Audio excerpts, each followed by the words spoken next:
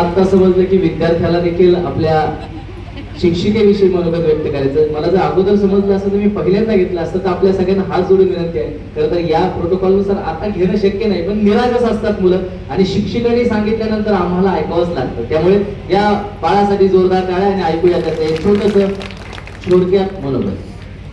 आदरणीय व्यासपीठावरील सर्व मान्यवर, माझे शिक्षक वृंद, येथे उपस्थित सर्वजण, सर्वप्रथम सर्वांना मी मयुरेश अमोल पंढरकर नमस्कार करतो. माझ्या शिक्षिका आदरणीय पळसकर मॅडम यांचा निरोप समारोप, त्यामुळे होणार मी मनमोकळा वक्त. 3 वर्ष मॅडमच्या वर्गात शिकलो आणि झालो त्यांच्या ज्ञानाचा आणि संस्काराचा भक्त. शाळेचा होता माझा पहिला दिवस, बेंचवर डोकं ठेवून रडत होतो मी उदास. आई नव्हती जवळ, मन होतं घाबरलेलं. आजीसारखा एक हात माझ्या डोक्यावर फिरला मायेने अलगद. त्या मायेच्या स्पर्शाने धीर मला मिळाला. तेव्हापासून शाळेच्या प्रेमाचा गोड धागा माझ्या मनाशी जुळाला, माझ्या मनाशी जुळाला. कुठल्याही शब्दाचे स्पेलिंग विचारा, अर्थ विचारा, पाढे विचारा. इंग्लिश व मराठीचा मेळ कसा बसतो तेही आमच्या मुलांना विचारा. आत्मविश्वासाने उत्तर देतील, ज्ञानाचा प्रकाश सर्वत्र पसरवतील. कारण पळसकर मॅडमने दिले संस्कार आणि ज्ञान, म्हणूनच आम्हाला सदैव राहील मराठी शाळेचा अभिमान, मराठी शाळेचा अभिमान. देवा माफ कर मला, मी तुझ्या आधी माझ्या गुरुलाच मानतो, कारण तुझी ओळख मला माझा गुरुच करून देतो.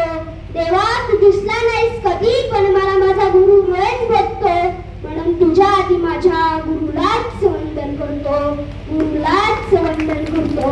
मागच्या वर्षी मॅडमने त्रिपितीने साथ दिली नाही, पण मॅडमनी कधी हार मानली नाही. आपल्या आजारपणाला बाजूला ठेवून त्यांनी आपल्या कर्तव्याला प्राधान्य दिले. विद्यार्थ्यांना शिकवण्याचे काम मनापासून पूर्ण केले, मनापासून पूर्ण केले. त्यांच्या जिद्दीचा, कष्टाचा आणि समर्पणाचा आम्हाला खूप खूप अभिमान आहे. मॅडम तुमच्यासारखं गुरु लाभणे आमचे सर्वात मोठं भाग्य आहे, सर्वात मोठं भाग्य आहे. मॅडम तुम्ही आज सेवा निवृत्त होत असला तरी आमच्या मनातून कधीही निवृत्त होणार नाही. तुम्ही दिलेले ज्ञान, संस्कार, प्रेम व मार्गदर्शन आमच्या कायम सोबत राहतील, कायम सोबत राहतील. शाळेची कंठा थांबेल पण तुमचा ज्ञानाचा नाद कधी थांबणार नाही. सेवा संपेल पण तुमचं विद्यार्थ्यावरचं प्रेम कधी कमी होणार नाही, प्रेम कधी कमी होणार नाही. शिकायचं असलं तरी माझ्या घरी या, मी शिकवेल अशा म्हणणाऱ्या आमच्या मॅडम, मॅडम तुमच्यासारखं गुरु लाभणं हे आमचे सर्वात मोठं भाग्य आहे, सर्वात मोठं भाग्य आहे. जगामध्ये असले तरी अनेक पक्ष, विद्यार्थ्यांच्या डोक्यावर हात ठेवून झाले तुम्ही रक्षक.